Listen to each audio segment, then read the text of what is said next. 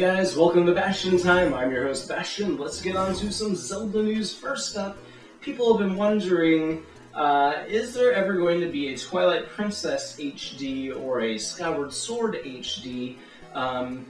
Sparked by this quote from Aonuma, where he was saying that when looking at what the possible graphic style for the new Zelda game, Zelda Wii U, untitled at this point, they tried out various HD versions of pre-existing art styles, and then when they were playing around with those, they're like, wow, Wind Waker looks pretty awesome with this type of art style HD version.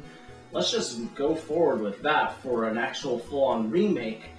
Leads some people to think that, you know, maybe they might be using one of those other art styles for Zelda Wii U. That stands to reason, right? But what about an HD version of Twilight Princess or Skyward Sword? Aonuma says that's not totally off of the table. Just because they've got Wind Waker HD coming out, it's still possible that they have HD versions of other games in the works. He wouldn't really confirm that such a thing is happening now. In fact, if anything, he hinted at the fact that no, that's not happening yet. They're working on Zelda Wii U first, and that's a brand new game. So, you still could get Skyward Sword HD or Twilight Princess HD. If you're Japanese, you probably aren't listening to this video, but if somehow you are, you probably already know that you're going to be able to get the full Wind Waker HD new version soundtrack on Club Nintendo for free, only in Japan, not over here. During an interview, Mr. Aonuma was talking about how some of these new changes in Wind Waker HD came about. He was saying that as he was playing through the game, his memory of things was completely wrong in some instances. He was playing along and he was using the crane to dig up sunken treasure, and he was like, wow, this is not what I remember this being like. This takes twice as long as I remember it taking. Yikes. And so, sure enough, he went ahead and made the developers cut that whole process in half, the time that it takes. Similarly, with things like taking out the baton, he did not remember that each time you play the song, then it goes into like a cinematic version of you playing the song.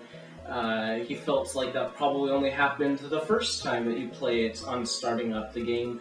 Not so. So he told them, go ahead and take that out. So all of these things that have been changed were a result of him, as he was playing the game, being like, wow, I don't remember it being like this. And so he went ahead and amended the game to be more like how he remembered it, the better version in his memory. And our final story for today is about Mire in A Link to the Past.